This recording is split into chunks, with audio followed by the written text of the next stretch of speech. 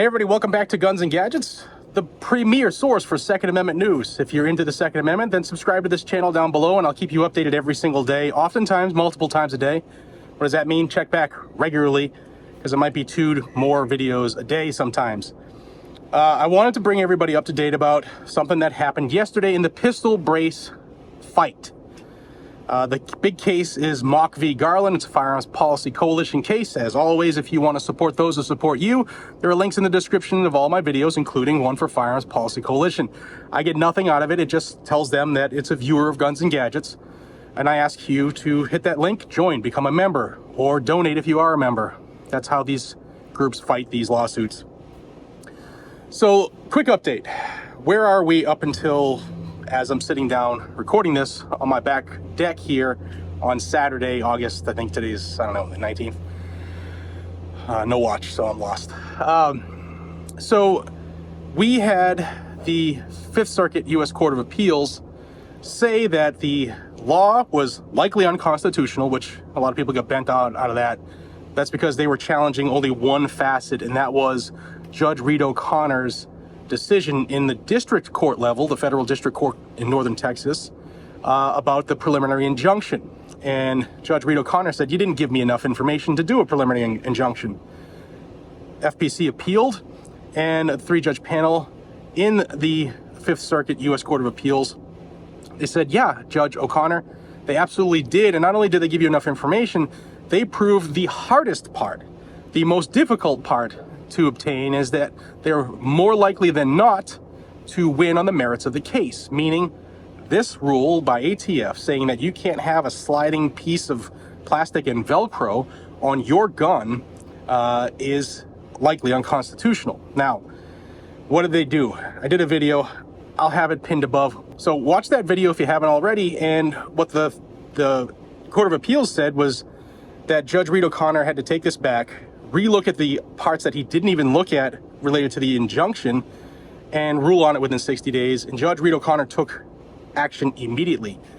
And then FPC just filed this brief in support, telling the Judge O'Connor, look, this is what the justices said in the circuit court, and this is more information you need to know just to prove to you that we're right, and this should be a national injunction. So it starts out here with the intro. It says, the Fifth Circuit held that the plaintiffs have a substantial likelihood of success on the merits of their claim and that the final rule violates the Administrative Procedure Act, Mock v. Garland. As that court recognized, there is authority that the first factor, likelihood of success on the merits, is the most important of the preliminary injunction factors. That said, none of the 4 prerequisites for a preliminary injunction has a fixed quantitative value, but rather a sliding scale is utilized, which takes into account the intensity of each of the given calculus. Finally, the circumstances here require a universal injunction that prevents the defendants from enforcing the final rule. Because this case arises under the APA, this court has the express statutory authority to issue all necessary and appropriate process to preserve status or rights pending conclusion of the review proceedings. Enjoining the final rule to preserve the status quo prior to its publication is essential to give the parties relief from the harm caused by the final rule. Plaintiff Maxim Defense sells, or prior to the publication of the final rule, sold, braced pistols for stabilizing braces into all 50 states. Given the extensive reach of the final rule across all steps of the commercial chain, the market disruption caused by the final rule will not truly ease unless the final rule is universally enjoined across the country. At a minimum, the scope of the injunction should continue at least as far as instituted by the Fifth Circuit, enjoining enforcement of the final rule against the individual plaintiffs and their families, Maxim Defense and its customers, including all direct consumer purchasers and intermediary distributors, dealers, retailers, and OEM purchasers of Maxim Defense stabilizing braces and brace pistols that still must comply with federal firearms law, as well as their customers, and all of FPC's active members. That's the only path allowing Maxim Defense and its customers to resume operating as they did before the final rule's publication, and it ensures full protection of the individual plaintiffs and FPC members. This is necessary to provide complete relief here. So FPC is saying, look, there's plenty of reason to just hold this rule off nationally until we destroy them in court and prove that it's unconstitutional. And you, Judge Reed O'Connor, have that power. please do that. And at the very least, if you don't want to do what's right, then just keep it going as is for the remainder of the trial. And that is all FPC members, all individual plaintiffs and their families, Maximum Defense and their customers. And don't forget, there's also an injunction for SAF members, Second Amendment Foundation members, and Gun Owners of America members. So there's a lot of people who this rule that has the teeth of law speaks as a legal rule. It can't be enforced against how many people? Nobody knows. And that's what FPC is saying here. Then they go into actually how much business Maximum Defense has lost. I'm not going to put their stuff out there. It's in the lawsuit, and I'll pin it down below if you want to read it.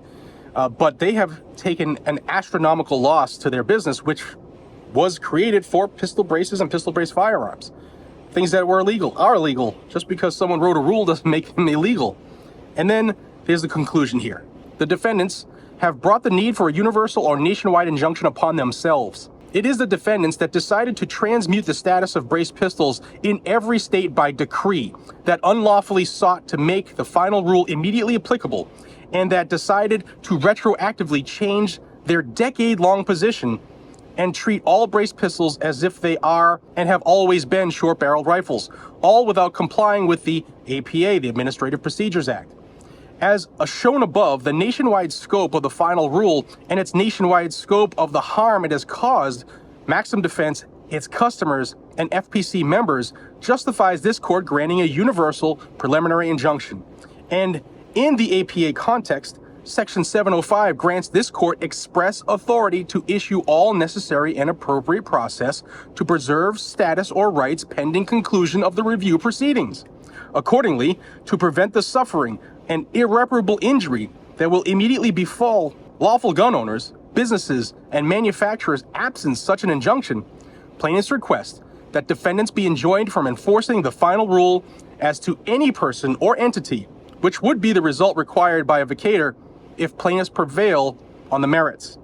Alternatively, and at the very least, the injunction should be maintained to prevent enforcement of the final rule against the individual plaintiffs and their family members, Maximum Defense, and all of its downstream customers, including all direct customers, purchasers, and all intermediary distributors, dealers, retailers, and OEM purchasers of Maximum Defense stabilizing braces and brace pistols that still must comply with federal firearms law, as well as their customers and all of Firearms Policy Coalition's active members.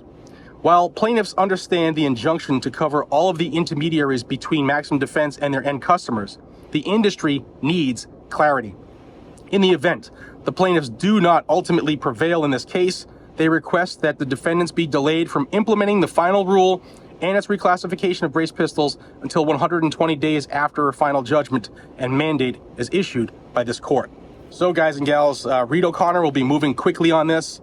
I think he does. I mean, it's a court. You really can't tell what a judge is going to do. But Judge Reed O'Connor has been historically a very good Second Amendment judge. He's been one that we've enjoyed victories from, right? So now that FPC is giving him enough rope to, hang the ATF's final rule here, I think he does it, and I hope he does it nationally. But as soon as that information comes out, I'll have the update right here, so subscribe to this channel down below. And for those who have noticed this Text History and Tradition shirt, it's my buddy Anthony, the Armed Scholar. I'll have a link down below. I love this shirt. It says a lot without saying a lot.